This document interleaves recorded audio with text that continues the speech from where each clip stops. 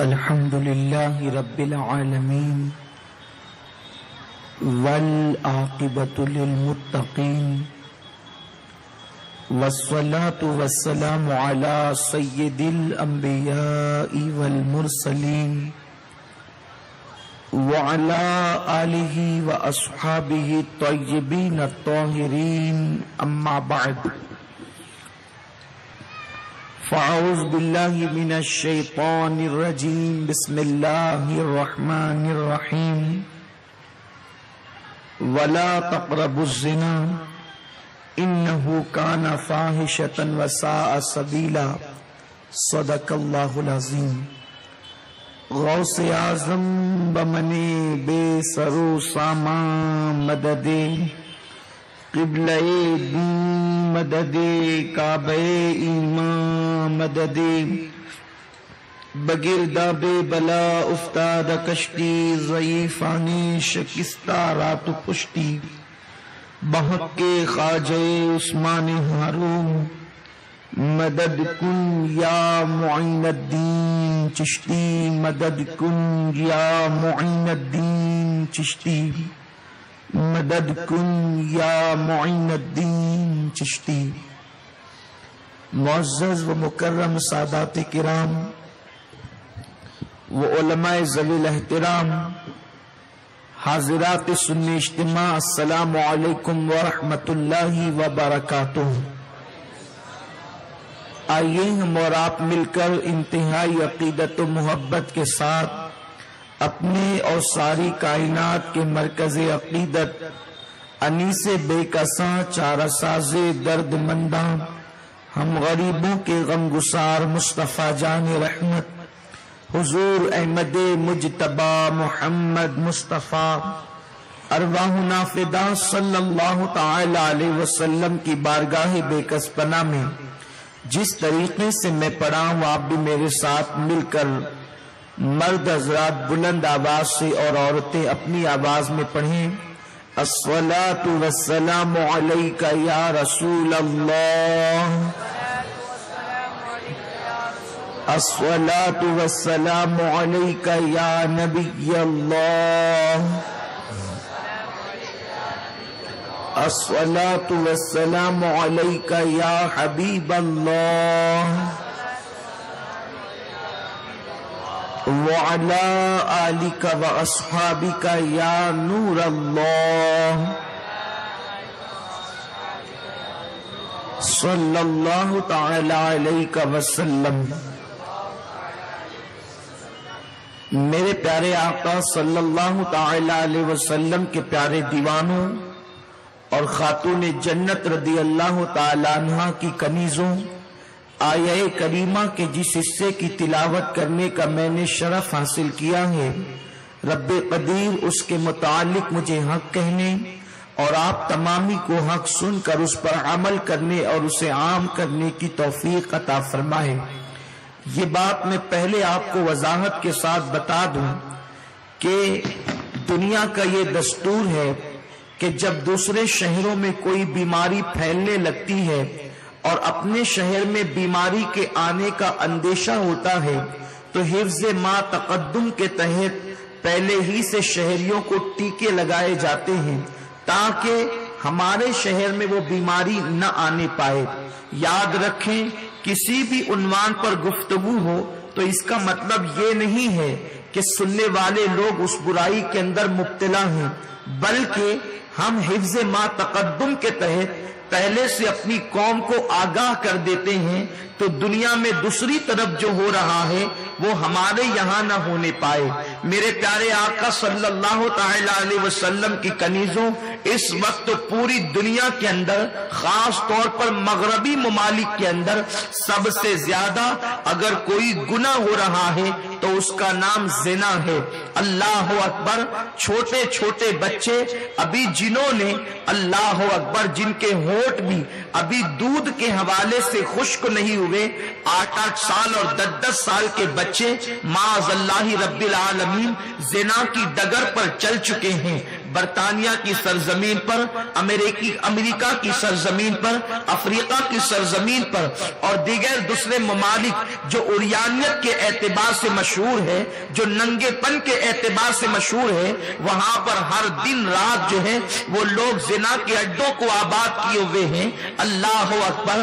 بتایا جاتا ہے کہ وہاں پر سال میں کم و بیش 10,000 بچے بغیر باپ کے پیدا ہو رہے ہیں۔ اے خاتون جنت رضی اللہ تعالی عنہ کی کنیزوں، اور یہ برائی دن بدن بڑی تیزی کے ساتھ بڑھتی جا رہی ہے۔ ہمارا ملک ہندوستان جو محبتوں کا ملک ہے، جو غیرتوں کا ملک ہے، جو حیا کا ملک ہے، جو اپنی تہذیب اور تمدن کا ملک ہے، یہ وہ ملک ہے کہ چند مقدس مقامات کے کوئی تشنا چند مقدس مقامات کو جو ہے وہ چھوڑ کر کے اگر کوئی یہ بات کہتا ہے سارے جہاں سے اچھا ہندوستان ہمارا، ہم بلبلے ہیں اس کی، یہ گلستاں ہمارا، تو ہمیں اس پر کوئی اعتراض نہیں ہے۔ میرے پیارے آقا صلی اللہ تعالی علیہ وسلم کے پیارے دیوانوں اور اے خاتون جنت رضی اللہ تعالی عنہ کی کنیزوں، جب بڑی تیزی کے ساتھ گناہ بڑھ رہے ہیں ہندوستان کی سرزمین پر بھی،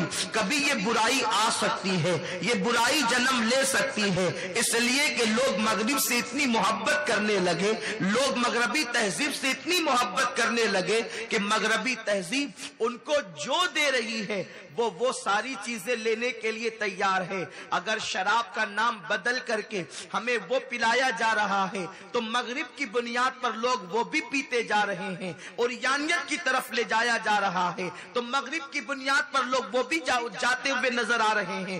غرض کے جو گناہ مغرب میں عام ہوتا جائے گا لوگ اس کو جو ہے وہ قبول کرتے جائیں گے، ننگے پن کی طرف جا رہے ہیں، اور یانیت کی طرف جا رہے ہیں، بے حیائی کی طرف جا رہے ہیں۔ لیکن یاد رکھو ہمارے لیے مغرب آئیڈیل نہیں ہے، ہمارے لیے ویسٹرن کلچر آئیڈیل نہیں ہے، ہمارے لیے مصطفیٰ کریم کی زندگی آئیڈیل ہے، ہمارے لیے قانون اللہ کا کلام ہے۔ اللہ تبارک و تعالی قرآن مقدس میں ارشاد فرماتا ہے لا تقربوا الزنا، زنا کے قریب بھی مت جاؤ، زنا کرنا تو دور کی بات ہے، میرے رب نے فرمایا زنا کے قریب بھی مت جاؤ، اس لیے کہ زنا کیا ہے؟ اللہ پاک ارشاد فرماتا ہے انہو کانا فاحشۃ وساء سبیلا، کہ یہ تو بہت برا راستہ ہے، یہ تو فحش چیز ہے، یہ تو گندی چیز ہے۔ اللہ اکبر۔ زنا کیا ہے؟ میرے پیارے آقا صلی اللہ علیہ وسلم کے دیوانوں اور ایک خاتون جنت کی کنیزوں،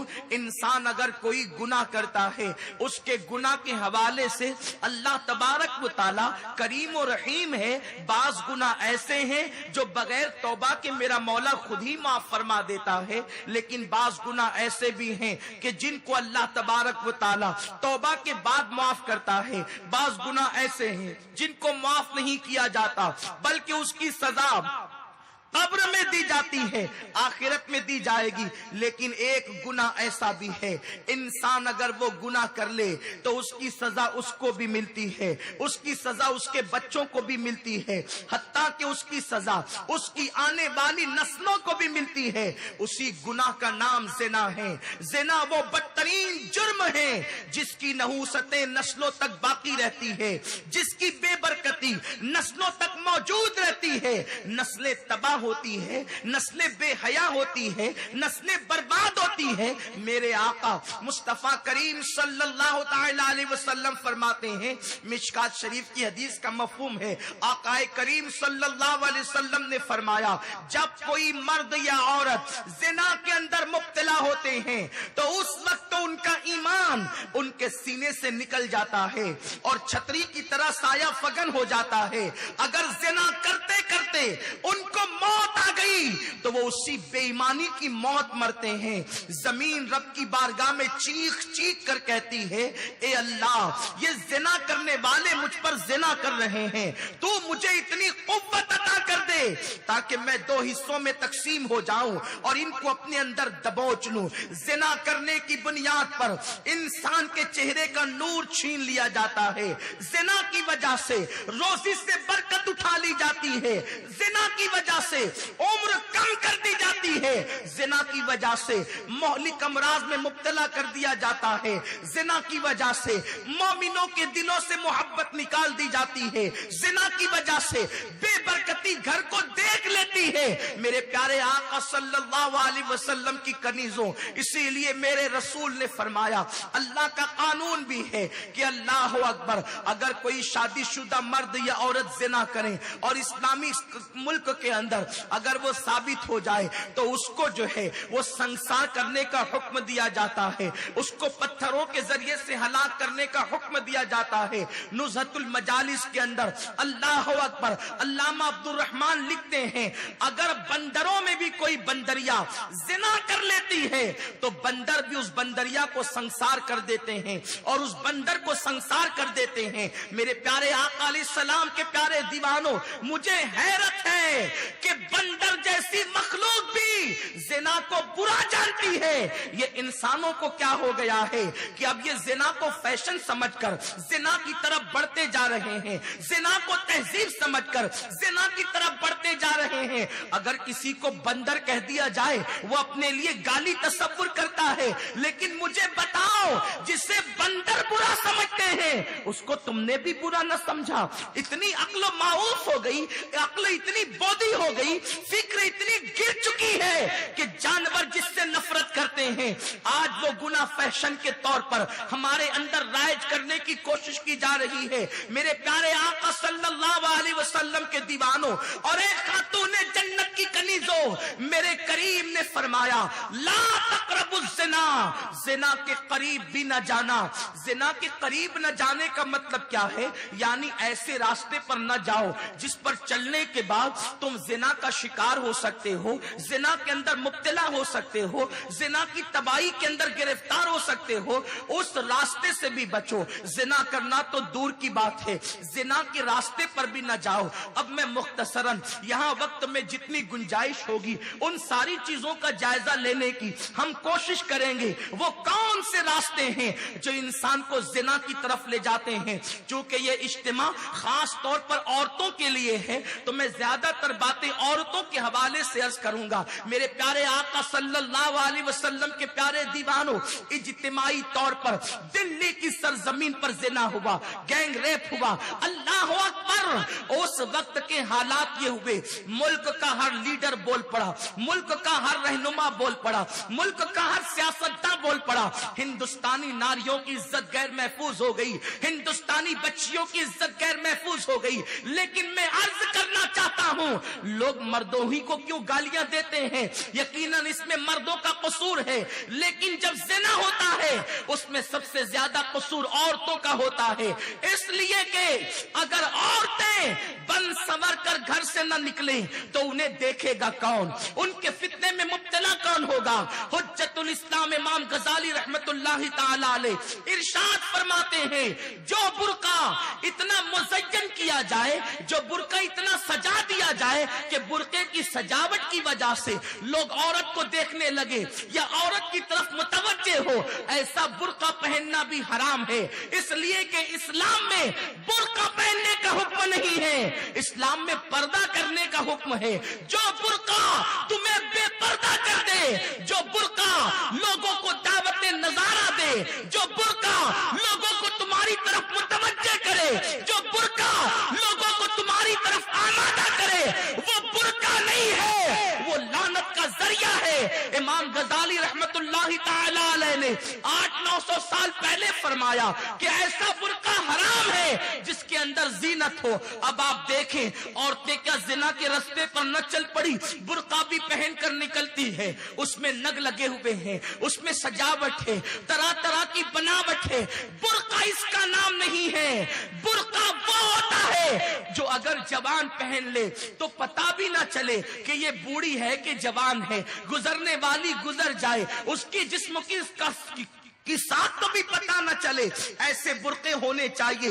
برقعے میں کوئی سجاوٹ نہیں، برقعے میں کوئی تزئین نہیں، برقعے میں کوئی کوئی فیشن نہیں. اگر آبرو کی حفاظت چاہیے، عورتیں خود زنا کے راستے پر چل پڑی ہے اور اس کی زیادہ ذمہ دار وہ ہے، اس لیے کہ عورتیں اپنے آپ کو اوریاں کر رہی ہے. آپ مجھے بتائیں، اگر بھوکے کے سامنے کوئی گوشت لے کر کے آئے تو کیا وہ اپنی بھوک پہ کنٹرول کر سکے گا؟ یہاں تو لوگ نفس کے غلام بن چکے ہیں. عورتیں ننگی ہو کر کے گھر سے نکل رہی ہے. میرے پیارے آقا علیہ السلام کے پیارے دیوانوں، یہ میرا عنوان صرف مسلمان عورتوں کے لیے نہیں ہے بلکہ پورے ملک کی بچیوں کے لیے ہے. اس لیے کہ اسلام جہاں مسلم بچیوں کی عزت کی حفاظت چاہتا ہے، وہیں پر غیر مسلم بچیوں کی عزت کی بھی حفاظت چاہتا ہے. ہمارا مذہب عورت کو عزت کی نظر سے دیکھتا ہے، ہمارا مذہب عورت کو وقار کی نظر سے دیکھتا ہے. اس لیے کہ اگر عورت بچی ہے تو وہ ماں باپ کے لیے جنت ہے، جوان ہے تو وہ اپنے شوہر کے لیے جنت ہے، ماں بن گئی ہے وہ اپنی اولاد کے لیے جنت ہے.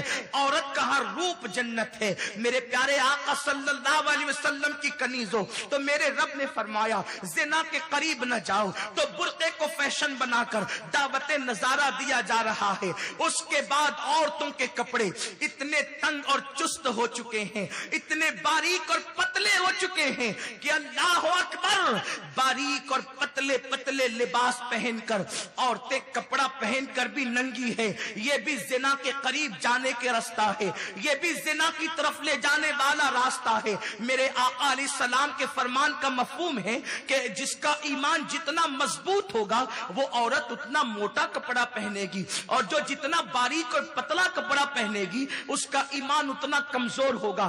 اللہ نے اگر کسی کو سفید چمڑی دے دی، اللہ نے کسی کو حسن دے دیا، تو عورتیں یہ تصور کرتی ہیں کہ اب ہمارا حسن نمائش کے لیے ہے، ہمارا حسن دکھاوے کے لیے ہے. میں اپنی بہنوں کو پیغام دینا چاہتا ہوں، اے خاتون جنت کی کنیزوں، تمہاری صورت تمہارے باپ سے ملتی ہوگی، تمہاری صورت تمہاری بہن سے ملتی ہوگی، تمہاری صورت تمہاری ماں سے ملتی ہوگی. فاطمہ اس عورت کا نام ہے جس کی صورت محبوب خدا سے ملتی تھی، جس کی زلف واللیل کی قسم اللہ نے قرآن میں یاد کی ہے. فاطمہ کی صورت اس محبوب خدا سے ملتی تھی جس کے رخ بددہا کا چرچا قرآن کے اندر موجود ہے. فاطمہ کی صورت اس محبوب خدا سے ملتی تھی، لیکن خدا جسم کی نمائش کرنا تو دور کی بات، سجدہ اس پہ لعنت کرتی تھی. فاطمہ کے پردے کا حال یہ تھا کہ سجدہ فاطمہ کے دوپٹے کو کبھی چاند و سورج نے بھی نہیں دیکھا، باپ کی چوکھٹ انگال کر کے کبھی باہر بھی نہ نکلی. آپ کا حال یہ تھا، آپ کے نقش قدم کو کبھی زمین کے ننگے حصے نے نہیں دیکھا. اللہ اکبر.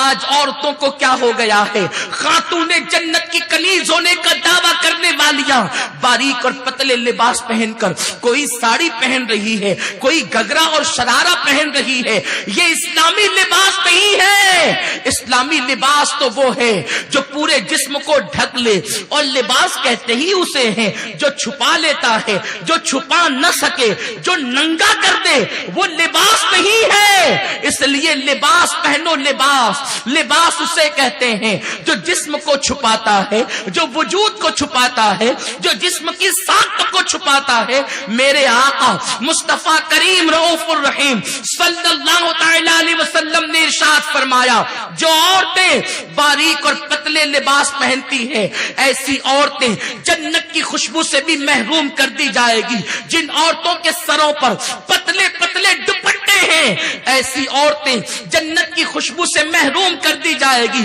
خواتین اسلام ذرا غور تو فرمائیں. میرے آقا نے فرمایا، میں شب معراج جس وقت میں نے جہنم کا مشاہدہ کیا تو میں نے عورتوں کو جہنم کے اندر اوندے منہ لٹکے ہوئے دیکھا. میں نے پوچھا جبریل یہ کون عورتیں ہیں؟ جبریل امین نے عرض کیا یا رسول اللہ یہ آپ کی امت کی وہ عورتیں ہیں جو کپڑا پہننے کے بعد بھی ننگی رہتی تھی. صحابہ صحابہ نے عرض کیا آقا اگر کوئی کپڑا پہنے گا تو وہ ننگا کیسے رہے گا؟ میرے سرکار نے فرمایا یعنی وہ اتنے پتلے اور باریک لباس پہنتی تھی کہ کپڑا پہننے کے بعد بھی ننگی رہتی تھی، گویا کہ پتلے اور باریک لباس یہ بھی زنا کا رستہ ہے۔ اس کے بعد میرے آقا نے فرمایا کوئی عورت ایسا زیور نہ پہنے جس کے اندر گھنگرو بندھا ہوا ہو، اس لیے کہ گھنگرو والا زیور اگر عورت پہن کر کے چلے گی تو گھنگرو کی آواز پیدا ہوگی، اور جب گھنگرو کی آواز پیدا ہوگی لوگ اس کی طرف متوجہ ہو سکتے ہیں،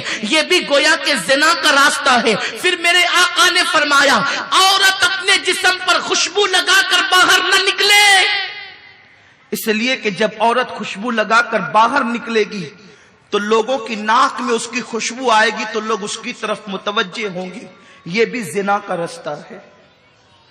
ایک مرتبہ سیدنا فاروق اعظم کی ناک میں خوشبو پہنچی، آپ نے پلٹ کر دیکھا تو عورت قریب سے جا رہی تھی، آپ نے کوڑا اٹھایا اور اس عورت کو تان دیا، فرمایا ظالم تو خوشبو لگا کر نکلتی ہے، مردوں کو اپنی طرف متوجہ کرتی ہے، اس کے بعد اگر تجھے اس کیفیت میں دیکھا تو تجھے کوڑے لگائے جائیں گے۔ عورت خوشبو لگا کر باہر نہیں نکل سکتی، اور اگر خوشبو لگانا ہی ہے تو ایسی خوشبو جس کا کلر گہرا ہو اور خوشبو ہلکی ہو کہ قریب سے گزرنے والے کو بھی اس کی اطلاع نہ ہو، ایسی خوشبو لگائے۔ لیکن ایسی خوشبو لگا کر بھی گھر کے باہر نکلنے کی اجازت نہیں، وہ صرف شوہر کے لیے اجازت ہے۔ میرے پیارے آقا صلی اللہ علیہ وسلم کی کنیزوں، تو یہ بھی زنا کا رستہ ہے، یہ بھی زنا کی راہ ہے۔ عورت خوشبو لگا کر گھر سے باہر نکلے، میرے سرکار مصطفیٰ کریم رؤوف الرحیم صلی اللہ تعالی علیہ وسلم فرماتے ہیں میں نے جہنم میں کچھ عورتوں کو اور مردوں کو اس حالت میں دیکھا کہ ان کی چمڑیوں کو آگ کی کینچی سے کاٹا جا رہا ہے۔ میں نے پوچھا جبریل یہ کون لوگ ہیں؟ تو عرض کیا جبریل امین نے یا رسول اللہ صلی اللہ تعالی علیہ وسلم یہ آپ کی امت کی وہ عورتیں اور لڑکیاں ہیں جو اس لیے بن سنور کر گھر سے نکلتی تھی کہ لوگ ان کو دیکھیں اور ان کے فتنے میں مبتلا ہو جائیں۔ آج کل کی بچیوں کا رہن سہن دیکھیں، کل تک تو عورتیں بہرحال پھر بھی باریک اور پتلے لباس پہنتی تھی لیکن نیچے تک پہنتی تھی، وہ بھی قابل مذمت تھا، اس کی بھی تعریف نہیں تھی، وہ بھی عذاب کی طرف لے جانے والا تھا۔ لیکن آج کیسا دور آ گیا، فاطمہ کی کنیز کہلانے والی بچیاں جینس پہن رہی ہے، ٹی شرٹ پہن رہی ہے، شارٹ شرٹ پہن رہی ہے، نہ باپ کو فکر ہے نہ ماں کو فکر ہے، اور بچیوں کو اسی طریقے سے آزاد چھوڑ دیا جاتا ہے۔ ان مولویوں کو کیا سمجھتا ہے، یہ تو 1450 سال پرانی باتیں کرتے ہیں، لیکن جب بچی اپنا سب کچھ لٹا کر کے گھر آتی ہے تب باپ چار چار آنسوؤں سے روتا ہے، جب سب کچھ لٹ جاتا ہے تب باپ کی آنکھوں میں آنسو آتے ہیں۔ او باپ تجھے میرے رسول نے فرمایا جس کی بیٹی اڑیاں گھومے، جس کی بیٹی بے پردہ گھومے وہ باپ دیوس ہے، دیوس۔ اللہ اس باپ پر لعنت کرتا ہے، نہ اس کی نمازیں قبول کرتا ہے نہ اس کی دعائیں قبول کرتا ہے۔ جس شوہر کی بیوی بے پردہ گھومے، باریک اور پتلے لباس پہنے، وہ شوہر بھی دیوس ہے، اللہ نہ اس کی دعا قبول کرتا ہے نہ اس کی نمازیں قبول کرتا ہے۔ میرے پیارے آقا علیہ السلام کے پیارے دیوانوں، یہ جینس اور ٹی شرٹ بھی زنا کے رستے پر لے جانے والی چیز تھی، اس لیے کہ جب بالکل جسم سے ٹچ جو ہے جنس دیکھے گا انسان اور ٹی شرٹ دیکھے گا اور یا عورت کو دیکھے گا تو اس کے جذبات بھڑکیں گے اور وہ گناہ کی طرف مائل ہوگا، اس کے قدم اٹھتے چلے جائیں گے۔ میرے پیارے آقا علیہ السلام کے پیارے دیوانوں، یہ لباس بھی کم طوفان نہیں مچا رہا تھا، لباس تو طوفان مچا ہی رہا تھا، قیامت بپا ہی کر رہا تھا، معاشرے میں آگ ہی لگا رہا تھا۔ رہی صحیح کسر اب موبائل نے پوری کر دی، فون نے پوری کر دی، انٹرنیٹ نے پوری کر دی۔ گھر بیٹھے بیٹھے قوم کی بچیاں انٹرنیٹ پر دوسرے لڑکوں سے رابطہ کرتی ہے۔ میں یہ نہیں کہتا کہ سب بچیاں ایسا کرتی ہے، واللہ آج بھی مسلمانوں کی 99% بچیاں سیدہ فاطمہ کے نقش قدم پر ہے. یہ میرا حسن ظن ہے. لیکن ہمارا اجتماع چونکہ پوری دنیا میں سنا جاتا ہے اور بچیوں کو آگے کوئی جو ہے وہ مسگائیڈ نہ کرے, بچیوں کی آبرو کو کوئی تباہ نہ کرے, ہم پہلے ہی سے انہیں آگاہ کر رہے ہیں. کیونکہ میرے رسول نے ایک بیٹی کی عزت کو کعبے سے بلند کر دیا ہے. قوم مسلم میں عورت وہ ہے کہ اگر رابعہ حج کو جاتی ہے تو کعبہ استقبال کے لیے چلا آتا ہے. رابعہ کہتی ہے ایک کعبے تو کیوں چلا آیا؟ میں تجھے دیکھنے نہیں آئی, میں تو رب کا دیدار کرنے آئی ہوں, میں تو خدا کا جلوہ دیکھنے آئی ہوں. میرے پیارے آقا صلی اللہ علیہ وسلم کی کنیزوں, عورت وہ ہے حج کو جائے تو کعبہ آ جائے, عورت وہ ہے حج کو جائے تو کعبہ استقبال کے لیے آ جائے. اور صرف استقبال ہی نہیں بلکہ اللہ اکبر, ایک بزرگ فرماتے ہیں میں حج کے لیے نکلا, اس شان سے نکلا ہر قدم پر 2 رکعت نماز پڑھوں گا. میری قوم کی بچیوں, عورت کیا ہے دیکھو, عورت کا مقام جانو, عورت کا مرتبہ جانو. عورت اللہ سے ڈرنے والی بن جائے, عورت پاک دامن بن جائے, عورت متقی بن جائے, اس کا مرتبہ کیا ہو جاتا ہے. بزرگ فرماتے ہیں میں اس شان سے نکلا ہر قدم پر 2 رکعت پڑھوں گا, ہر قدم پر 2 رکعت پڑھوں گا. ایسا بھی کوئی حاجی تم نے دیکھا ہے جو ہر قدم پر 2 رکعت پڑھتے جائے؟ فرماتے ہیں جب مطاف کعبہ میں پہنچا تو غلاف کعبہ لٹکا تھا, کعبہ غائب تھا. لوگوں کی نظریں دیکھ نہیں پا رہی تھی کہ غلاف کعبہ نہیں ہے. میں نے پوچھا اللہ کعبہ گیا کہاں؟ تو ندا آئی میرے بندے کعبہ رابعہ کا طواف کرنے کے لیے گیا ہے. رابعہ کبھی وہ ہے کہ حج کو جائے تو کعبہ استقبال کو آئے, اور نہ جائے تو رابعہ کا طواف کرنے آئے. یہ رابعہ کون ہے؟ رنگ کالا ہے, قد ناٹا ہے, پیوندار کپڑے ہیں, لیکن راتوں کو سوتی نہیں, اللہ کی عبادت کرتی ہے. اور یہاں حال کیا ہے, قوم کی بچیاں نیٹ پر, انٹرنیٹ پر, مسلم بچیاں بیٹھ کر دوسروں کو نکاح کی دعوت دے رہی, موبائل پر لمبی لمبی گفتگو, اور یہ سارے خرافات سیریل سکھا رہے ہیں. کوئی تمہارے گھر آ کر کے زنا کی دعوت نہیں دیتا, کوئی تمہارے گھر آ کر کے زنا پہ تقریریں نہیں کرتا کہ چلو اٹھ کر کے برائی کرو. یہ کہاں سے یہ لعنت آ رہی ہے؟ یہ لعنت صرف اور صرف سیریل, فلمیں, انٹرنیٹ کے ذریعے سے آ رہی ہے. ان سیریلوں کے اندر ایسی ایسی گڑی ہوئی کہانیاں اور داستانیں بتائی جاتی ہے کہ اس میں معاذ اللہ ایک ننن اپنی بھاوج کو, ایک بھاوج اپنی ننن کو سپورٹ کرتی ہے, اور یہ فکر دی جاتی ہے کہ دیکھو دیکھو جس طریقے سے مرد کئی عورتوں سے رابطہ کرتے پھرتے ہیں, کئی عورتوں سے لطف اندوز ہوتے ہیں, ویسے عورتیں بھی کئی مردوں سے رابطہ کر لیتی ہے. بڑی معذرت کے ساتھ یہ کوئی دوسری عورت تو کر سکتی ہے, کلمہ پڑھنے والی عورت نہیں کر سکتی, اس لیے کہ میرے رسول نے ایک کلمہ پڑھنے والی عورت کی عزت کو کعبے سے بلند کر دیا ہے. میری بہنوں تم وہ ہو کہ تمہاری شان میں اللہ تبارک و تعالیٰ نے قرآن کی آیتیں نازل کی ہے. پورے قرآن میں آپ کو کہیں سورۃ الرجال نہیں ملے گی, لیکن آپ کو پورے قرآن میں سورۃ النساء ملے گی. اللہ نے عورتوں کے نام سے قرآن کے اندر سورت نازل فرمائی. سورۃ النور کے اندر اللہ تبارک و تعالیٰ نے عورتوں کی فضیلت کو بیان فرمایا. سورہ نساء میں اللہ نے عورتوں کے مرتبے کو بیان فرمایا. سورہ آل عمران اور سورہ مریم کے اندر اگر عورت کے حوالے سے دیکھا جائے کئی صورتیں عورتوں کے حوالے سے ہے, لیکن اللہ اکبر آج عورتوں نے معاذ اللہ رب العالمین جانور سے بھی زیادہ اپنے آپ کو گرا لیا ہے. کیوں؟ صرف اس لیے آج ایک چیز ہے, فیشن کے نام پر دنیا جو چاہے تم سے کروا لے. یہ فیشن نہیں ہے، فیشن اس کا نام نہیں ہے، یہ گندگی ہے، نفسانی خواہشات ہے، یہ گندگی ہے، یہ غلاظت ہے، اس کی طرف نہ جاؤ، اس سے تمہاری نسلیں برباد ہوگی۔ زنا کی پیداوار نہ ماں کا وفادار ہے، نہ باپ کا وفادار ہے، نہ ملت کا وفادار ہے، نہ مذہب کا وفادار ہے۔ کیا سمجھتے ہو کب تک کہ تم رنگ ریلیاں کرتے رہو گے؟ اپنے حسن کا ناجائز فائدہ کب تک اٹھاتے رہو گے؟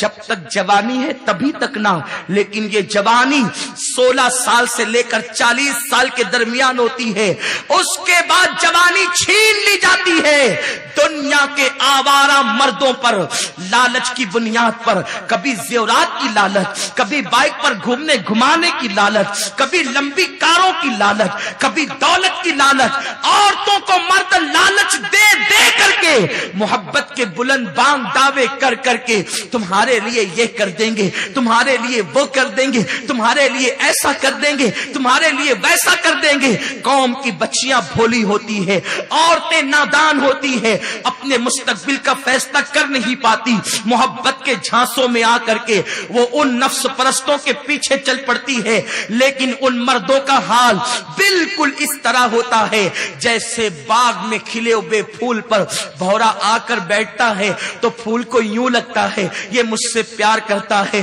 لیکن پھول پر بیٹھنے والا بھورا جیسے اس کا رس چوس لیتا ہے پھر دوبارہ دوسرے پھول کا رخ کرتا ہے، اس کی طرف تک کر بھی نہیں دیکھتا۔ جب پھول کا رس چوسنے کے بعد پھول کو احساس ہوتا ہے ہائے میری رگوں سے تو میرا خون نکل گیا، اب میں مرجھا جاؤں گا، لیکن اس وقت کا احساس اس پھول کو مرجھانے سے نہیں روکتا، اس پھول کی موت سے اسے نہیں بچاتا۔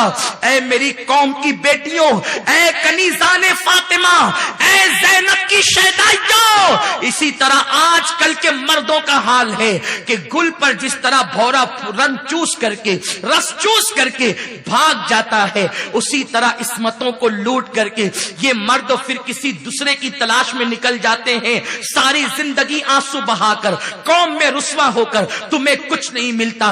اے خاتون جنت کی کنیزوں، اگر کوئی زیور کا لالچ دے تو میں تمہیں بتا دوں زیور قیمتی نہیں ہے، سونے کی حیثیت کیا ہے میں آج آپ کو بتا دوں۔ سونے کی حیثیت، گولڈ سب کے لیے قیمتی ہے نہیں، کوئی قیمت نہیں اس کی۔ جس کے دل میں اللہ بس جائے، رسول بس جائے، اس کے لیے کوئی قیمت نہیں۔ محبوب الہی کا اصل نام سید محمد ہے، بدایوں میں پیدا ہوئے، جوانی کی ابتدا ہے سید محمد، جسے بعد میں دنیا نے محبوب الہی کہا، جسے دنیا نے بعد میں محبوب الہی کہا۔ ابتدائی جوانی، دوستوں نے کہا سید محمد غربت کی چکی میں کب تک پسو گے، چلو فلاں جنگل کے اندر ایک پہاڑ ہے، وہاں ایسا پتھر ملتا ہے کہ اگر لوہے کو لگا دو تو سونا بن جاتا ہے۔ سونا بنانے کا طریقہ وہاں ہے، سونا بنانے کا طریقہ سکھایا جاتا ہے۔ سید محمد، جسے دنیا نظام الدین اولیاء کہتی ہے، دوستوں کے ساتھ نکلے، کیوں؟ سونا حاصل کریں گے، گولڈ بنانے کا طریقہ سیکھیں گے، خوب مالدار ہو جائیں گے، اور پھر دنیا کے اندر ہم سے زیادہ عیش کسی کے پاس نہیں ہوگا۔ دلی کی سرزمین پر پہنچے اور پھر وہاں سے سونا بنانے کی جگہ پر جہاں طریقے بتائے جا رہے تھے، جہاں پتھر مل رہے تھے، ادھر پہنچنے لگے، گزرنے لگے۔ رستے میں ایک کٹیا ایک فقیر کی تھی، وہ فقیر کوئی معمولی فقیر نہیں تھا۔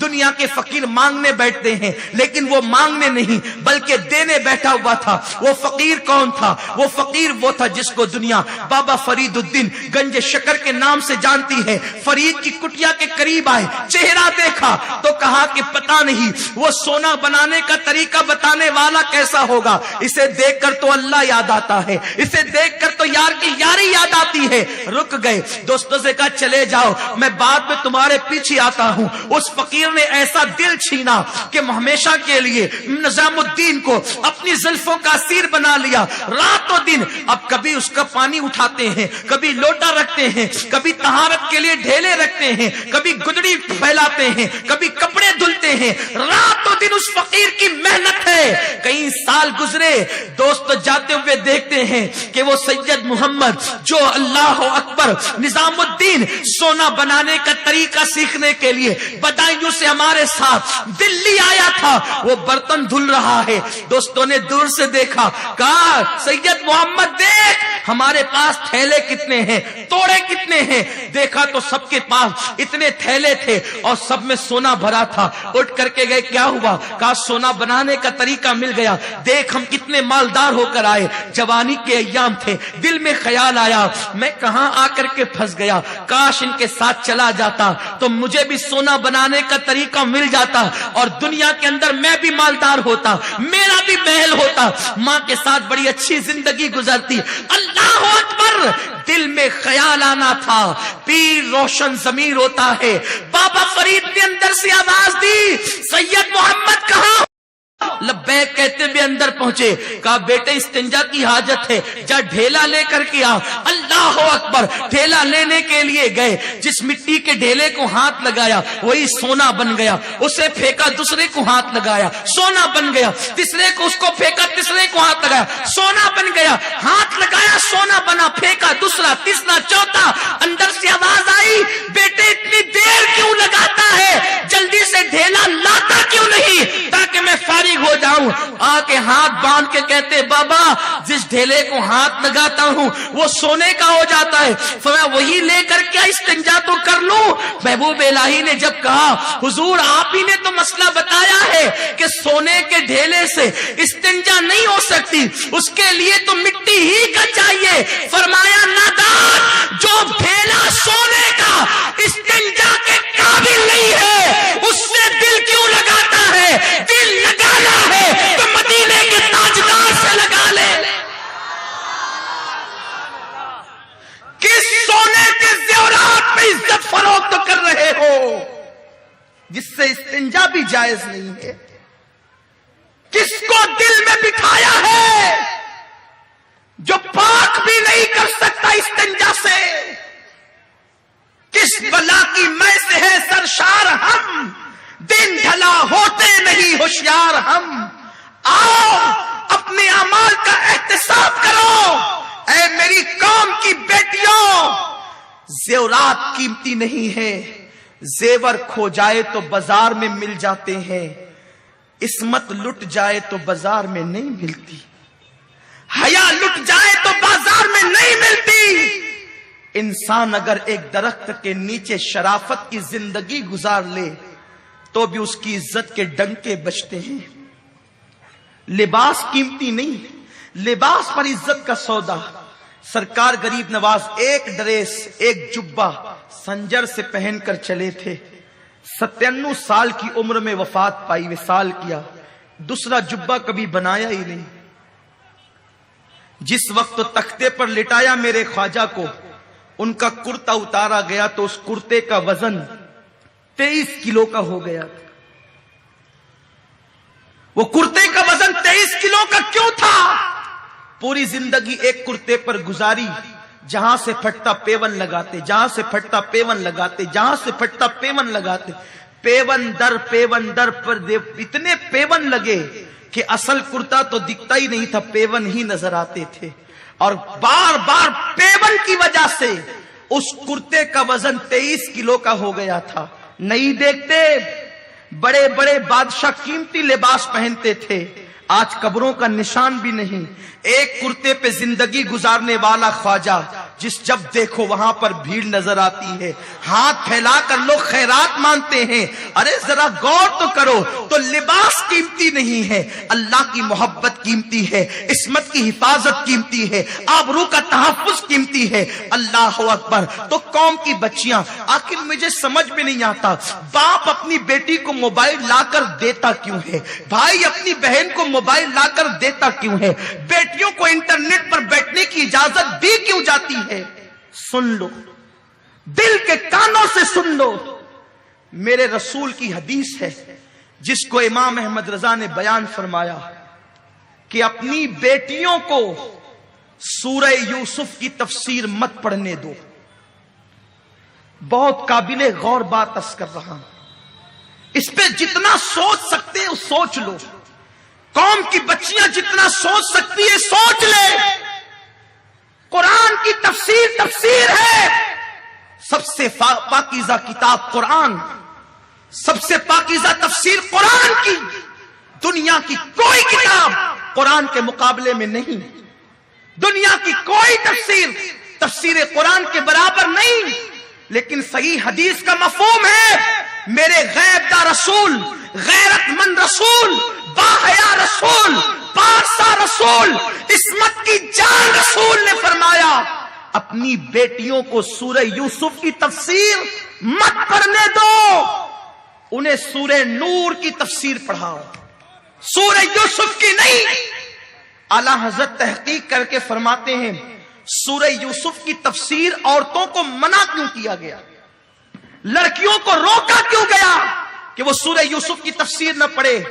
انٹرنیٹ پر بیٹیوں کو بٹھانے والوں، موبائل بیٹیوں کے ہاتھ میں تھمانے والوں، کچھ تو غیرت کا خیال کرو، کچھ تو آبرو کا خیال کرو. بیٹی کون سی بزنس مین ہے جو آپ نے اس کو موبائل تھمایا ہے؟ اسے کون سا غیر ملکوں میں کاروبار کرنا ہے جو انٹرنیٹ پہ بٹھایا ہے؟ آخر کیا ضرورت آ گئی؟ اللہ کے رسول سید الرسول نے کہا میرے رسول کو اگر میں عقل مند کہوں تو توہین سمجھتا ہوں. عقل کو جہاں آ کر عقل آتی ہے وہ میرے رسول کی چوکھٹ ہے. میرا نبی صرف عقل مند نہیں، عقل کو عقل کی خیرات دینے والے ہیں. جہاں آ کر عقل مند ہوئی ہے وہ میرے نبی کی ذات. عقل جہاں سجدہ کرتی ہے وہ میرے نبی کی ذات ہے. آبرو کو جہاں آ کر آبرو ملتی ہے وہ میرے نبی کی ذات ہے. آقا نے فرمایا عورتوں کو سورہ یوسف کی تفسیر مت پڑھنے دو، بیٹیوں کو سورہ یوسف کی تفسیر مت پڑھنے دو. اعلیٰ حضرت فرماتے وجہ یہ ہے کہ اس سورہ یوسف کے اندر ایک عورت کے عشق کی داستان تفسیر میں آ گئی ہے. ایک عورت ہے جس کی محبت کی داستان تفسیر میں آئی ہے. آیت کی بات نہیں کروں، تفسیر کی بات کروں. اور پھر اس میں عورتوں کے مکر کا ذکر ہے. مصر کی عورتوں کی، وہ جو عورتیں تھیں جنہوں نے ہاتھ کاٹ لیے، ان کے مکر کا، ان کے فریب کا ذکر ہے. کہیں ایسا نہ ہو کہ تفسیر میں ان عورتوں کے مکر کا ذکر پڑھ کر تمہاری بیٹیاں بھی مکر کا شکار ہو جائے. اگر قرآن کی تفسیر میں عورت کا مکر ہو تو میرے رسول بیٹیوں کو اس کی تفسیر پڑھنے سے منع کر دیں. اگر قرآن کی تفسیر میں کسی بچی کے، لڑکی کے عشق کا تذکرہ ہو، میرے نبی بیٹیوں کو اس کی تفسیر پڑھنے سے منع کر دیں. انٹرنیٹ پر کسی زلیخا کی محبت کی داستان نہیں ہے. زلیخا تو بڑی پارسا تھی. زلیخا کی عظمت پر میرے ماں باپ کی عزت قربان ہے، قوم کی بیٹیوں کی آبرو قربان ہے. زلیخا بڑی پاک دامن عورت تھی. وہ یوسف پر فدا اس لیے تھی کہ اس نے خواب میں دیکھا تھا اور اس کو اشارے دیے گئے تھے، ورنہ اس کی پاکیزگی کا مقابلہ مصر کی ساری عورتیں مل کر نہیں کر سکتی تھی. وہ نبی کی بیوی تھی اور نبیوں کی ماں تھی. لیکن اللہ اکبر، صرف جوانی کی داستان عشق آ گئی ہے تو تفسیر پڑھنے سے منع کیا گیا ہے. وہاں زلیخا کا ذکر نہیں ہے. نیٹ پر تو وہ نچنیا عورتوں کا ننگا ناچ ہے، ان کی عریاں تصویر ہے، زنا کے مناظر ہے. جب سورہ یوسف کی تفسیر بچیوں کو پڑھنے سے روکا گیا تو پھر تمہاری بیٹیوں کو نیٹ پر بیٹھنے کی اجازت کس نے دی؟ آدھا ایک گھنٹہ رات دیر گئے تک اجنبی مردوں سے فون پر گفتگو کرنے کی اجازت کس نے دی؟ چھین لو بیٹیوں سے موبائل، کوئی ضرورت نہیں ہے موبائل کی. اپنی بیٹیوں کے ہاتھ میں موبائل کی بجائے تسبیح تھما دو، بیٹیوں کے ہاتھ میں انٹرنیٹ کی بجائے سورہ نور کی تفسیر ان کو دے دو. بیٹیوں کو معاذ اللہ پھدکنے اور پارکوں میں گھومنے کی اجازت دینے کی بجائے ان کو مصلی پر بٹھا دو. خدا کی قسم بیٹی کردار فاطمہ کا آئینہ دار بنے گی تو اس سے پیدا ہونے والا بچہ ڈاکو لٹیرا زانی نہیں بنے گا، بلکہ امام حسین کا کردار لے کر وہ پیدا ہوگا. آج ضرورت ہے کہ بیٹیوں کو پھر 1400 سال پیچھے لوٹنے کی. لوٹو پیچھے، 14 صدیاں پیچھے لوٹو پیچھے، صحابہ کے دور میں لوٹو، تابعین کے دور میں لوٹو، تبع تابعین کے دور میں لوٹو. یارو مجھے حیرت ہوتی ہے جس نبی نے عورتوں کو مسجد میں آنے سے روکا. حدیث پاک تو ہے اللہ کی بندیوں کو مسجد میں آنے سے مت روکو، لیکن ایک حدیث پاک اور ہے، اور اس طرح کی بہت سی حدیثیں. ایک عورت آئی، عرض کی آقا میں آپ کے پیچھے نماز پڑھنا چاہتی ہوں، آپ کی امامت، آپ امام ہو، لوگ آپ کے پیچھے نماز پڑھے ہو تو میں بھی پڑھوں. خدا کی قسم امام الانبیاء کی ابتدا جس کو مل جائے اس کی شان کیا ہوگی. آقا نے فرمایا اے عورت، میرے پیچھے نماز پڑھنے سے، میری مسجد میں نماز پڑھنے سے بہتر ہے کہ تو اپنے گھر میں نماز پڑھ.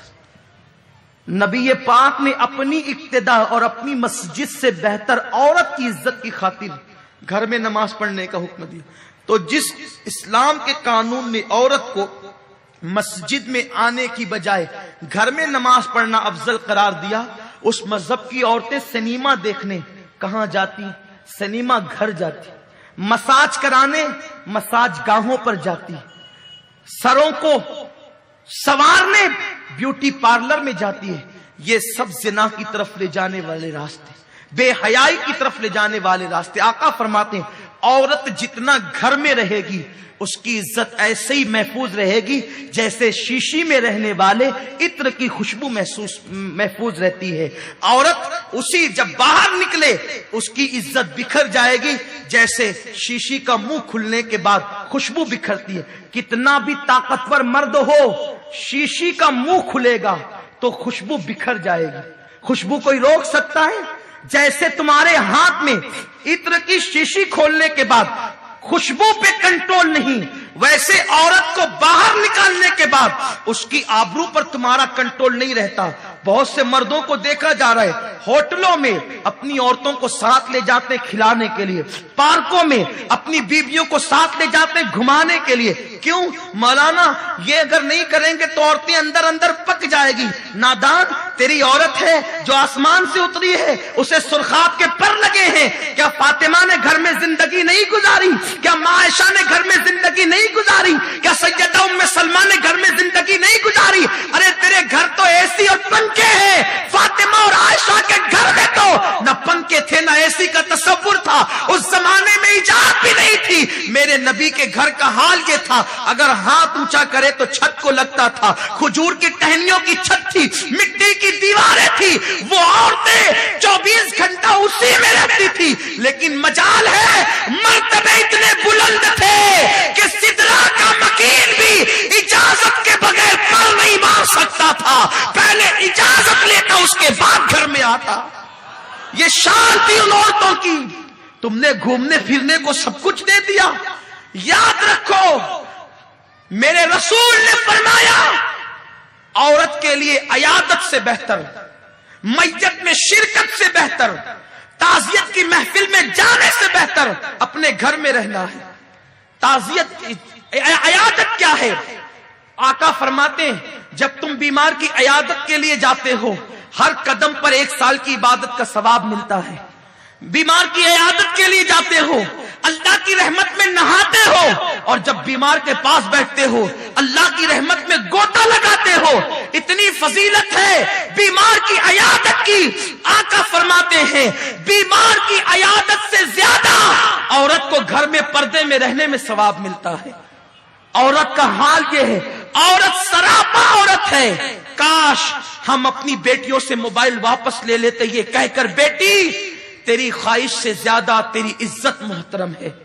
انٹرنیٹ پر انہیں بیٹھنے سے منع کر دیا جاتا بیٹی انٹرنیٹ پر تیری خواہش سے زیادہ تیری آبرو محترم ہے. میرے پیارے آقا علیہ السلام کے پیارے دیوانوں بس اپنی گفتگو کو اختتام کی طرف لے جاتے ہوئے عرض کروں اللہ اکبر. یاد رکھیں زندگی میں میری بہنوں کیسا بھی موڑ آ جائے کیسا بھی وقت آ جائے کبھی پاک دامنی کا دامن نہ چھوڑنا کبھی حیا کا دامن نہ چھوڑنا. کتنی بھی مصیبت آ جائے کتنی بھی پریشانی آ جائے سب کچھ برداشت کر لینا لیکن آبرو کو لٹنے نہ دینا. سب سے قیمتی سرمایہ تمہاری آبرو ہے تمہاری عزت ہے. میرے اللہ نے تمہیں کعبے سے بلند کیا ہے کعبے کی عزت سے زیادہ تمہاری عزت کر دی ہے. میری بہن تیرے قدموں میں میرے اللہ نے جنت سمیٹ کر رکھ دی ہے. میرے نبی نے فرمایا الجنت تحت اقدام الامہات جنت تمہارے ماؤں کے قدموں کے نیچے ہے تمہارے قدموں میں جنت سمٹ آئی ہے.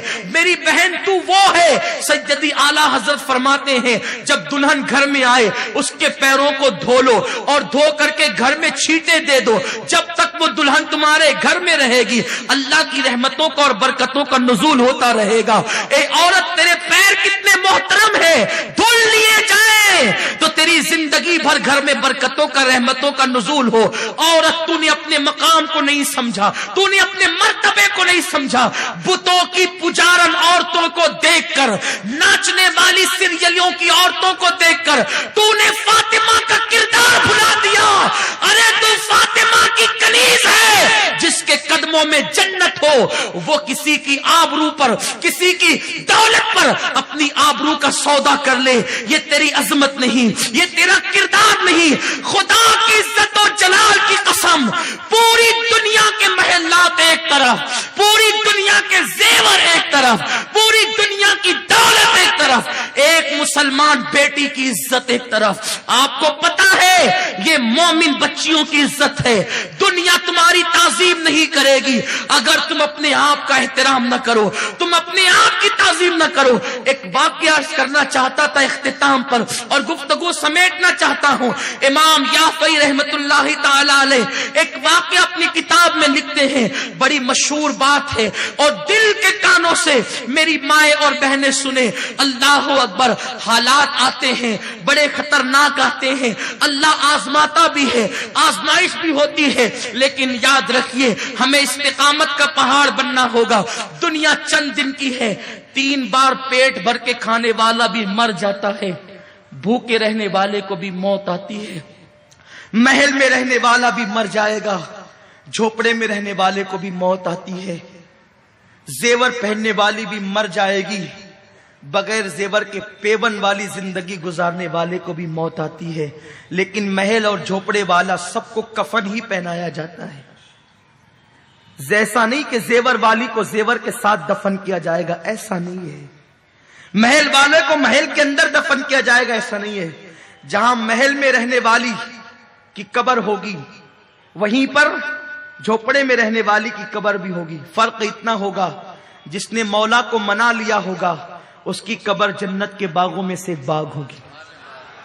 جس نے اپنی دامن کی عصمت کی حفاظت کی ہوگی اس کی قبر جنت کے باغوں میں سے ایک باغ ہوگی. اور جس نے جسم کی نمائش کی ہوگی شوہر کا محل ہوگا لیکن اندر بلکتی ہوگی. اور میری بہنوں ایک بات تمہیں بتا دوں مالدار شوہر پر اترانا نہیں زیور پر اترانا نہیں. کسی کا شوہر قبر میں ساتھ نہ گیا ہے نہ تمہارا شوہر ساتھ جائے گا. ہندوستان میں ایک جوڑے کو جانتا ہوں لیکن ایک کی مثال دیتا ہوں جس نے محبت کا حق ادا کرنے کی کوشش کی ہے. بہت مشہور میاں بیوی ہے. شوہر نے حق ادا کیا محبت کا کوشش کی. وہ شوہر ہے اس کا نام شاہ جہاں ہے. لیکن آپ کو پتا ہے شاہ جہاں نے محل بنانا شروع کیا ممتاز کے لیے. ممتاز کے لیے محل بنانے کو کم و بیش 22 سے 23 سال کا عرصہ لگا. اس عرصے میں ممتاز مر گئی. جس کے لیے محل بن رہا تھا اس نے دیکھا بھی نہیں. لیکن حیرت ہوتی ہے جو بیوی کے لیے تاج محل بنائے اتنا بڑا. اس زمانے میں جب تاج محل بنانے کی بات انجینئر سے کی تھی شاہ جہاں نے اور اس نے ایک دم اخلاص کے ساتھ اپنی بیوی کے لیے بنانے کا ارادہ کیا تھا. تو انجینئر سے کہا تھا کہ کتنا بجٹ ہوگا, تو روزانہ کئی اشرفیوں کے تھیلیاں, بڑے بڑے تھیلے لے جاتا اور لے جا کر کے دریا میں ڈال دیتا. کسی نے آ کے شاہجہاں کو کہا پیسے لے جا کے دریا میں ڈال دیتا ہے. شاہجہاں نے پکڑا, کیا ہے, میری دولت کو پانی سمجھا ہے, دریا میں ڈال دیتا ہے. نہیں, پانی نہیں سمجھا, بتانا اتنا چاہتا ہوں, میں نے تو آپ کے پیسے چھپا کے رکھے, کنکر اس تھیلی میں بھر کے ڈالتا تھا تاکہ آپ کو احساس ہو جائے جیسے دریا میں یہ ڈال رہا ہوں نا کنکر پیسے کی شکل میں, ایسے ہی دریا میں پیسے ڈالنے پڑیں گے جب تاج کھڑا ہوگا. اور 23 سال یا 22 سال کی قلیل مدت میں تاج بنا. آج بھی لوگ اس کو ملکوں سے دیکھنے آتے ہیں, لیکن مجھے بس ایک عبرت کی بات, جب میں گیا شاہجہاں کے قدموں میں کھڑا ہوا, ممتاز کے قدموں میں, شاہجہاں کے قدموں میں, اس نیت کے ساتھ, ایک مجدد کی ماں ہے, ایک مجدد کا باپ ہے, نیک لوگ ہیں, لیکن پھر بھی بادشاہ تھا. بیوی کے لیے ممتاز کا سنگھار اتنا تھا, میری قوم کی بچیوں کو نہیں پتا, دودھ سے اسے لڑکیاں نہلاتی تھی. ممتاز کی تاریخ یہ ہے, ہر دن اس کے لیے نئے حوض ہوتے تھے دودھ کے, اور جب وہ گھر سے باہر نکلتی تھی تو صدف کے اندر جو موتی پیدا ہوتا ہے سمندر میں, وہ موتی اس کے بالوں بال پروئے جاتے تھے. میں چیلنج کرتا ہوں, مجھے معاف کرنا بھاؤ نگر کے مالداروں, کتنے بھی مالدار ہو, اپنی بیوی کو وہ سنگھار نہیں دے سکتے جو شاہجہاں نے دیا تھا. لیکن حیرت کی بات یہ ہے, بہت معمولی سی بیماری ممتاز کو آئی, اور جلگاؤں جائے موت, ایک علاقہ اس کا نام جلگاؤں تھا, وہ جلگاؤں نہیں جہاں پر جو ضلع ہے وہ جلگاؤں نہیں, اس سے قریب میں ایک علاقہ دیہات چھوٹا سا جلگاؤں, تو وہاں پر بہت بڑا طبیب رہتا تھا.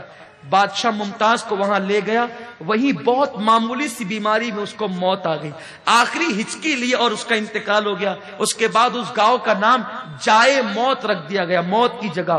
پھر برہان پور میں آؤ خانہ بنایا گیا اور مسالے لگا کر ممتاز کو رکھا گیا کہ جب تاج محل بنے گا تو اس وقت تو اس کو جو ہے وہاں رکھا جائے گا. حیرت ہوتی ہے, جو بیوی کے لیے تاج محل بناتا تھا, جائے موت تک کے علاج کرنے کے لیے لے گیا تھا, مسالے لگا کر کے آؤ خانے میں رکھا تھا, ابھی بیوی کو دفن ہونے میں برسوں بچے تھے. شاہجہاں نے فیصلہ کیا کہ مجھے دوسری بیوی کے ساتھ شادی کرنی.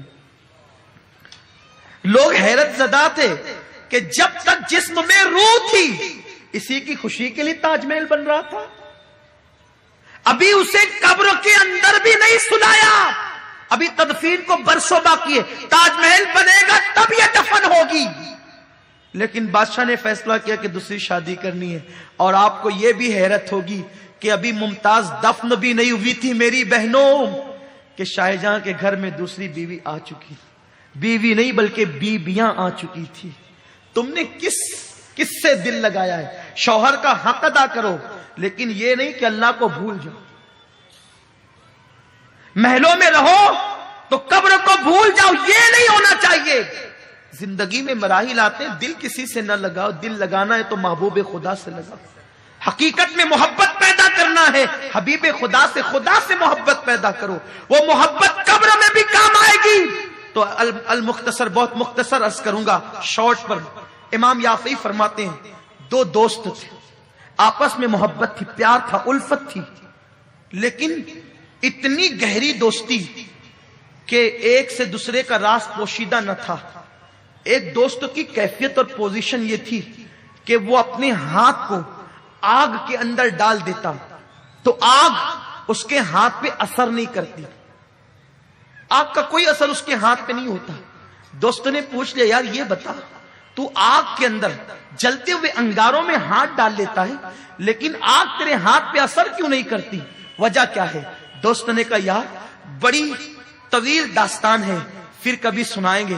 اس نے کہا نہیں, یہ کیا دوستی ہے کہ دوست بھی بناتا ہے راز بھی چھپاتا ہے. دوست وہ نہیں ہوتا جس سے راز چھپتے ہیں, دوست تو وہ ہوتا ہے جس کے سامنے کوئی راز ہی نہیں رہتا. بتانا بھائی کیا بات ہے؟ تو اس نے بتایا, دیکھ تجھے معلوم ہے کہ میں مالدار ہوں, میں پہلے بھی مالدار تھا, میرا باپ بھی مالدار تھا.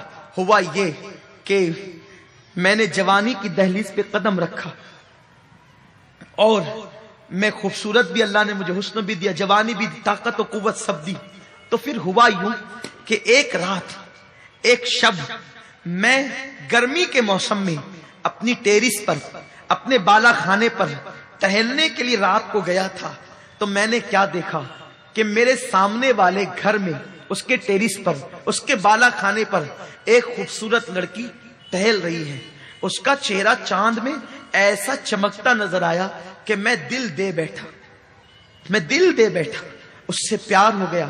میں نے اس کو کہا، اے لڑکی، میں تیرے قدموں میں دولت کا انبار لگا دوں گا، بس میں جو چاہتا ہوں تو کر لے. لڑکی نے میری ایک نہ سنی.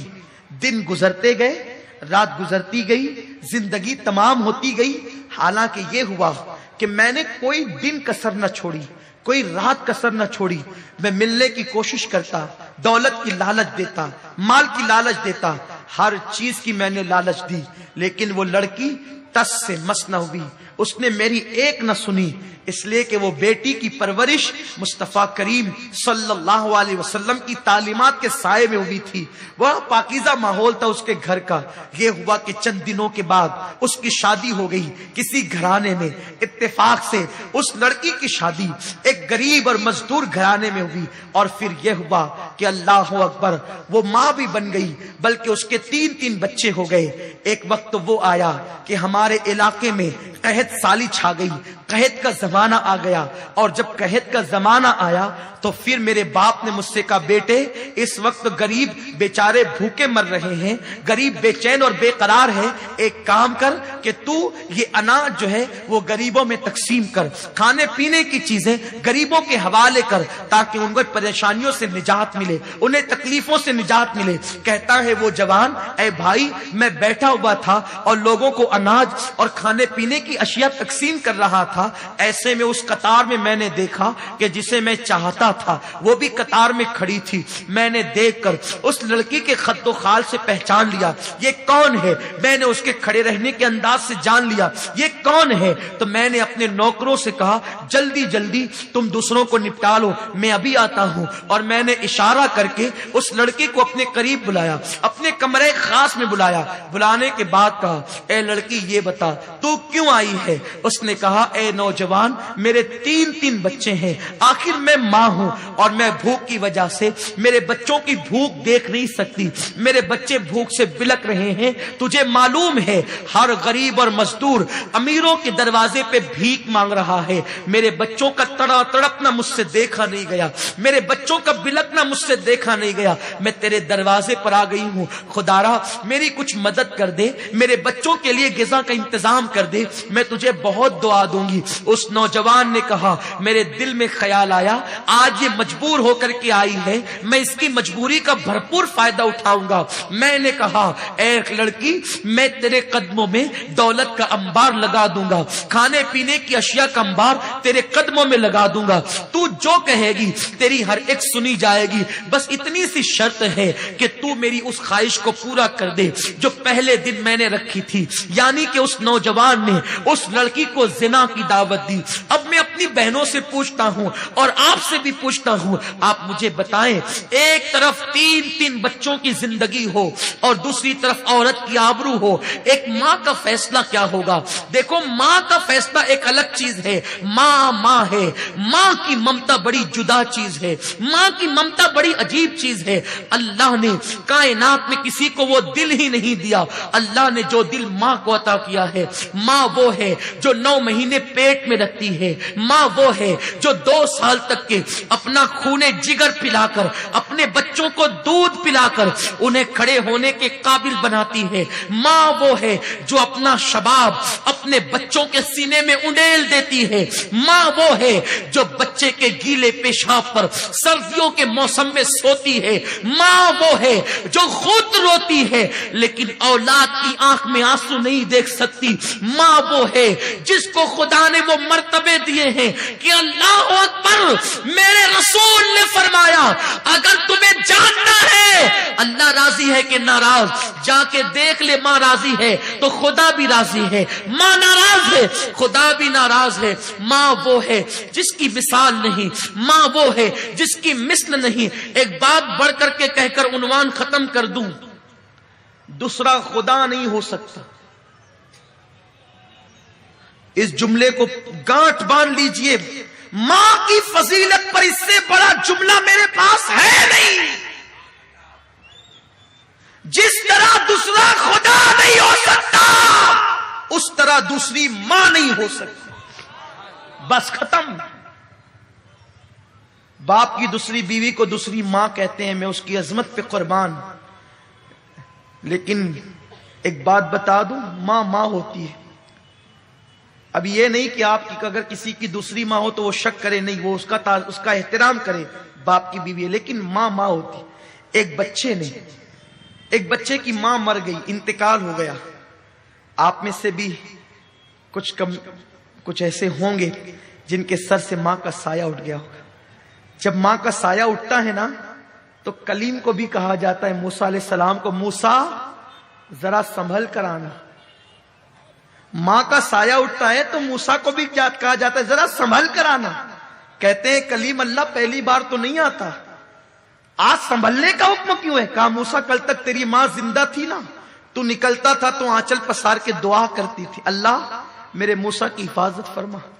اب ماں چلی گئی ہے دنیا سے، تیرے پیچھے کوئی دعا کرنے والا نہیں ہے، کلیم ذرا سنبھل کر آنا۔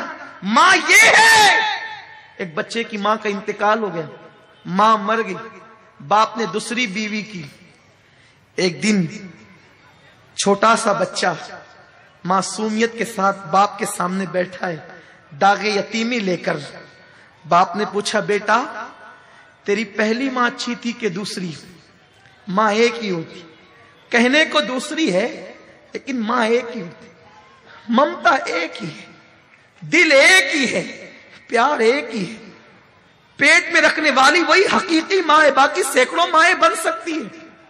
بیٹے تیری پہلی ماں اچھی تھی یا دوسری ماں؟ بیٹے نے کہا، ابا میری پہلی ماں جھوٹی تھی۔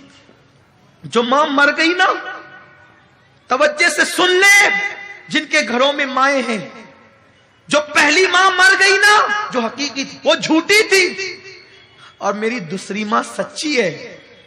باپ نے پوچھا کیسے بیٹا؟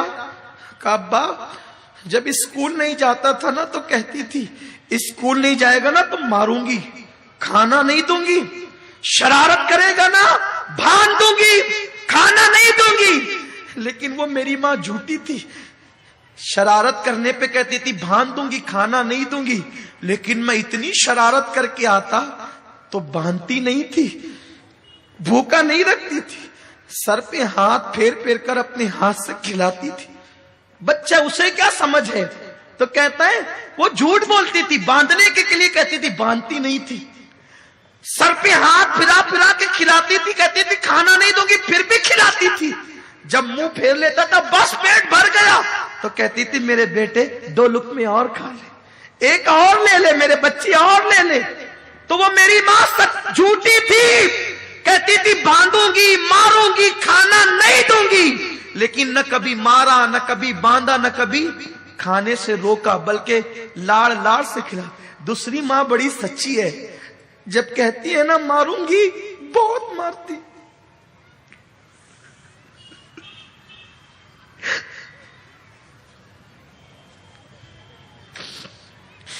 اللہم صلی علی سیدنا و مولانا محمد و آل محمد۔ دوسری ماں بڑی سچی ہے، کہتی ہے نا ماروں گی تو بہت مارتی ہے، کہتی ہے نا کھانا نہیں دوں گی تو پھر دن بھر بھوکا رہتا ہوں، کھانا نہیں دیتی۔ ابا دونوں ماؤں میں فرق یہی ہے، وہ جھوٹی تھی، یہ سچی ہے، وہ انتقال کر گئی، یہ موجود ہے۔ اس بچے کو کیا پتا کہ وہ جھوٹی نہیں تھی، اس کی ممتا اسے مجبور کرتی تھی۔ اس کے ہاتھ باندھنے سے پہلے خود بندھ جاتے تھے، اس کے ہاتھ مارنے سے پہلے خود زنجیر پر جاتی تھی۔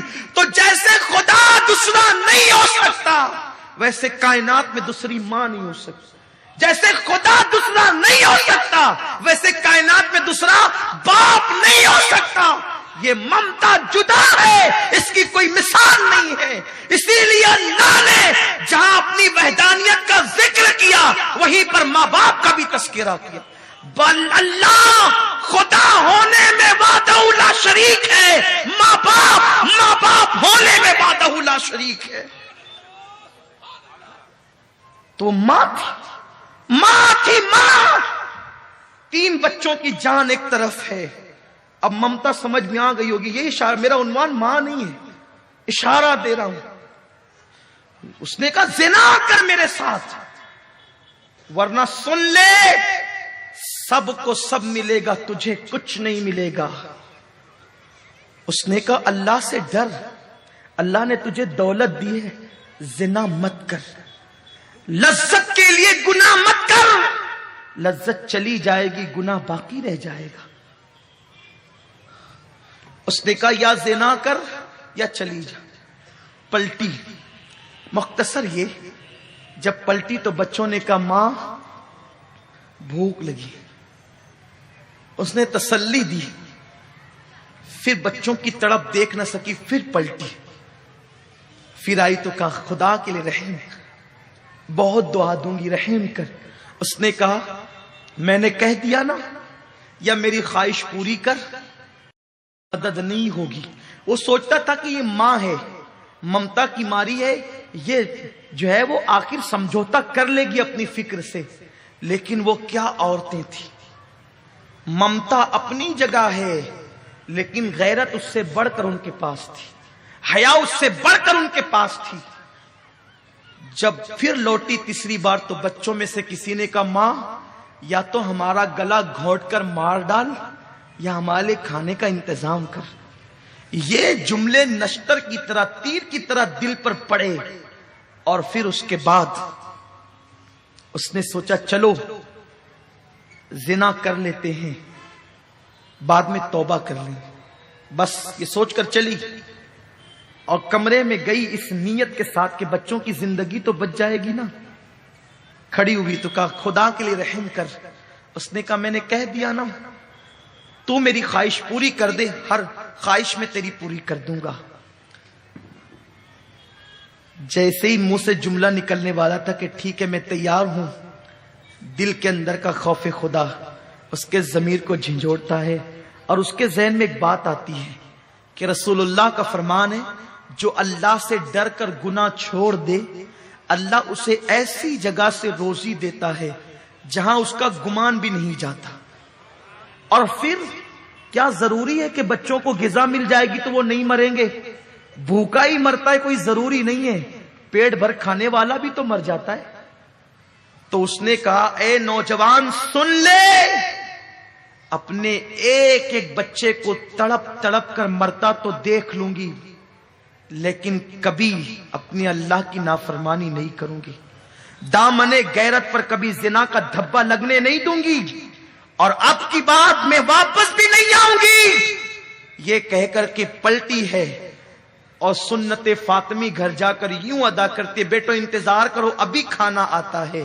مصلی بچھایا، پیشانی کو سجدے میں رکھا، اللہ تو نے چونچ دیا ہے تو دانا بھی دے گا، میرے کریم میرے بچوں کے لیے کھانے کا انتظام کر دے۔ جملے مکمل نہ ہوئے تھے، دروازے پہ دستک ہوئی، سر اٹھا کر کے دروازہ کھولا، وہ جوان کھڑا تھا، اس کے ساتھ اور بھی اس کے نوکر تھے۔ لڑکی نے گرج کر پوچھا اب کیوں آیا ہے؟ کہا مجھے معاف کر دے، جب تو غریب ہو کر اللہ سے اتنا ڈرتی ہے، زنا نہیں کرتی، برائی نہیں کرتی، مجھے مالدار ہو کر اللہ سے کتنا ڈرنا چاہیے۔ آج کے بعد میرا دل بدل چکا ہے، اب تو کیا، میں کسی عورت کو بری نظر سے نہیں دیکھوں گا، میری بہن لے اور یہ تحفہ قبول کر لے، آج کے بعد میں تجھے بہن کہتا ہوں۔ لڑکی نے کہا رک جا، پھر سجدہ کیا شکر کا اور دعا کی اللہ اگر یہ اپنے قول میں سچا ہے تو اس پر دنیا کی اور جہنم کی دونوں آگ کو حرام کر دے۔ وہ جوان اپنے دوست سے کہتا ہے اللہ سے ڈرنے والی اس لڑکی کی دعا کا اثر ہے کہ میں دنیا کی آگ میں ہاتھ ڈالتا ہوں تو آگ میرے ہاتھ پہ اثر نہیں کرتی، امید ہے کہ جہنم کی آگ بھی مجھ پہ اثر نہیں کرے گی۔ عورت اگر سمجھ جائے اللہ سے ڈر کر اپنے دامن کو گناہ سے بچا لے، اس کی دعا میں اتنی تاثیر ہے، جس کے لیے دعا کر دے اس پر دنیا اور آخرت کی جہنم آگ حرام ہو جائے، جہنم اور دنیا کی آگ حرام ہو جائے۔ اے میری قوم کی بیٹیوں، تم بہت بڑی ذمہ دار ہو، اٹھو، عزم کرو، سیدہ فاطمہ کی کنیز بنو، ماں عائشہ کی کنیز بنو، کردار ام سلمہ کو زندہ کر دو، کردار زینب کو زندہ کر دو، ام کلثوم کا کردار یاد دلا دو، سکینہ کی یادیں تازہ کر دو، جو تمہیں دیکھے پکار اٹھے۔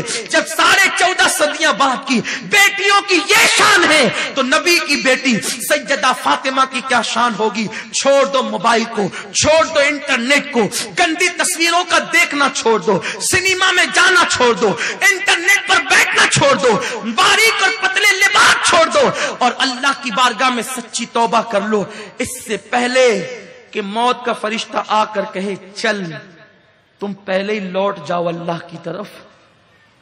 توبہ کر لو رب کی بارگاہ میں، تہجد گزار بن جاؤ، باوضو رہنے کی عادت ڈالو، روزانہ تلاوت قرآن مقدس کرو، اور مالدار بننا ہے نا، کوئی بڑی بات نہیں مالدار بننا، روزانہ سورہ واقعہ کی تلاوت عشاء کے بعد شروع کر دو اور 450 مرتبہ حسبنا اللہ و نعم الوکیل پڑھو۔ اللہ کی عزت کی قسم، مال چل کر نہ آئے تو پھر دامن پکڑ لینا، یقین تو پیدا کرو۔ جو زبان جھوٹ بولتی ہے اس پہ وظیفے کیا اثر کریں گے؟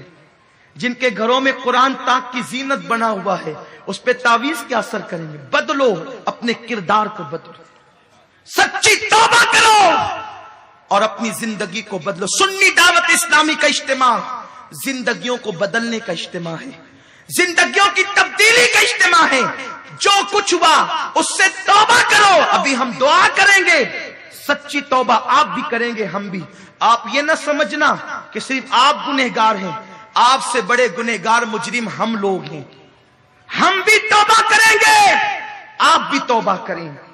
دنیا میں کوئی بندہ یہ نہیں کہہ سکتا اس دور میں میں نے گناہ نہیں کیے۔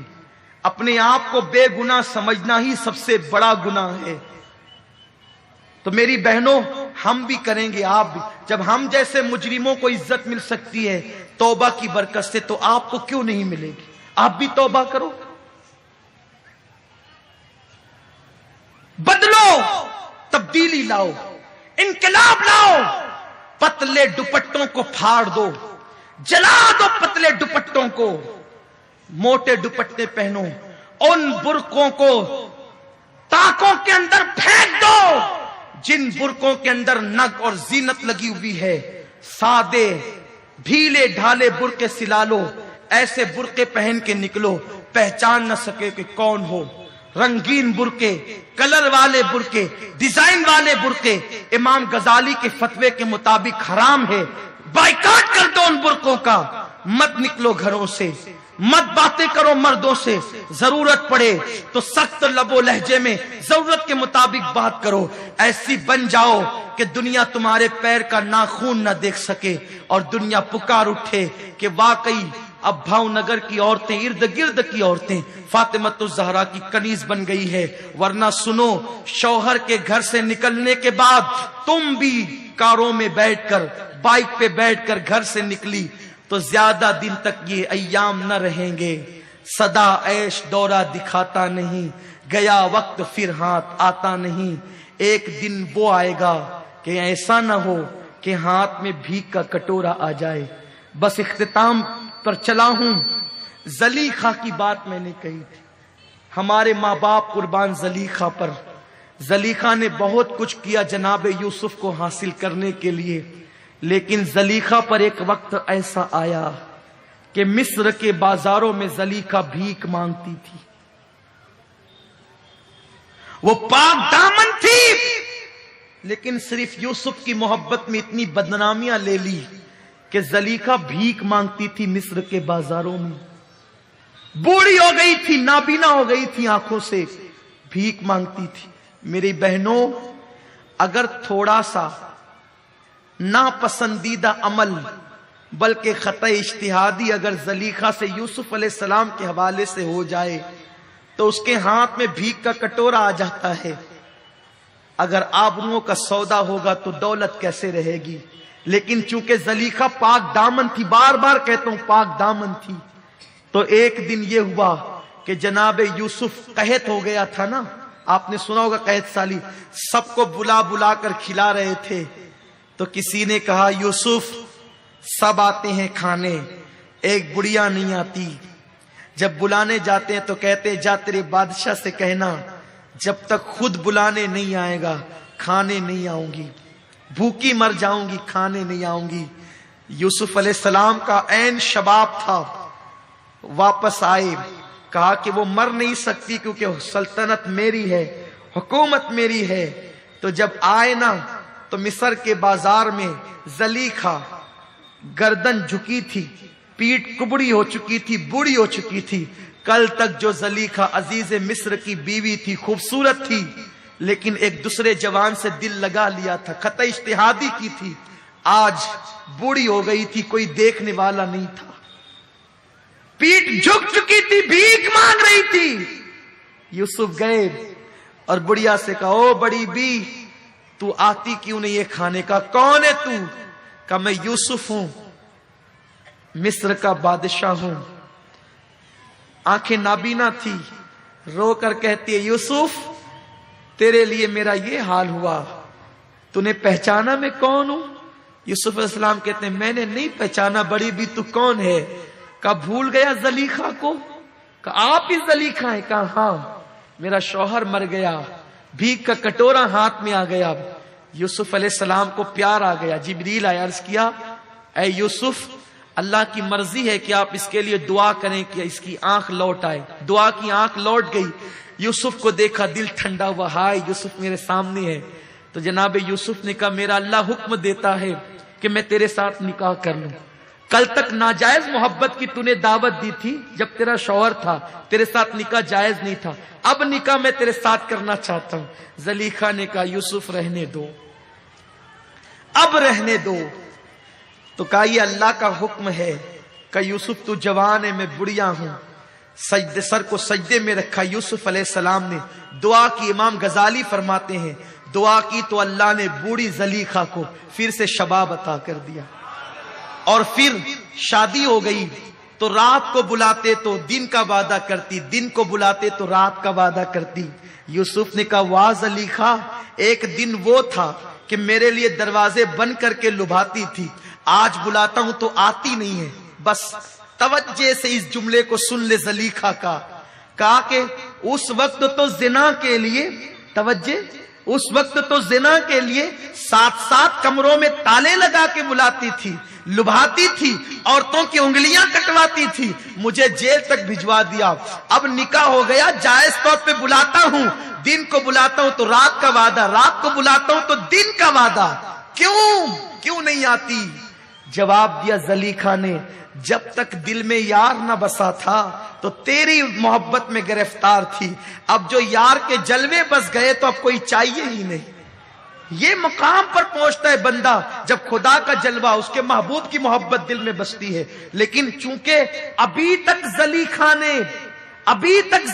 نے توحید کا مزہ نہ چکھا تھا تو یوسف علیہ السلام کو زنا کی دعوت دیتی تھی۔ تو اس لیے اللہ کی محبت دلوں میں پیدا کرو، خدا کا خوف، اس کے محبوب کی محبت، سچی توبہ کرو، دل خودی گناہوں سے اچاٹ ہو جائے گا، گناہ کی محبت دلوں سے نکل جائے گی۔ اللہ پاک مجھے آپ سب کو توفیق عطا فرمائے۔ دوران گفتگو اگر کوئی غلطی ہو تو اللہ معاف فرمائے۔ کوئی بہن اٹھ کر کے نہیں جائے گی، اب اصل وقت آتا ہے مانگنے کا، اب اصل وقت آتا ہے توبہ کا۔ اے آنسو بہانے والی میری بہنوں، سب کے لیے آنسو بہائی ہو، اب اپنے گناہ پر بھی آنسو بہا لو، زندگی میں انقلاب آ جائے گا۔ میں آپ سب کا شکریہ ادا کرتا ہوں، بہت خاموشی سے آپ نے فقیر کے بیان کو سماعت کیا، اللہ آپ کو جزائے خیر عطا فرمائے۔ وما علینا الا البلاغ۔ السلام علیکم ورحمۃ اللہ۔ رسالت کے پروانوں ہر سنیچر کو بعد نماز عشاء سنی دعوت اسلامی کے عالمی مرکز اسماعیل حبیب مسجد میں سنی اجتماع ہوتا ہے، آپ حضرات پابندی کے ساتھ اس میں شرکت فرمائیں۔ سنی دعوت اسلامی کی ویب سائٹ sunnidawatisllami.net پر وزٹ کریں اور بہت ساری دینی معلومات حاصل کریں۔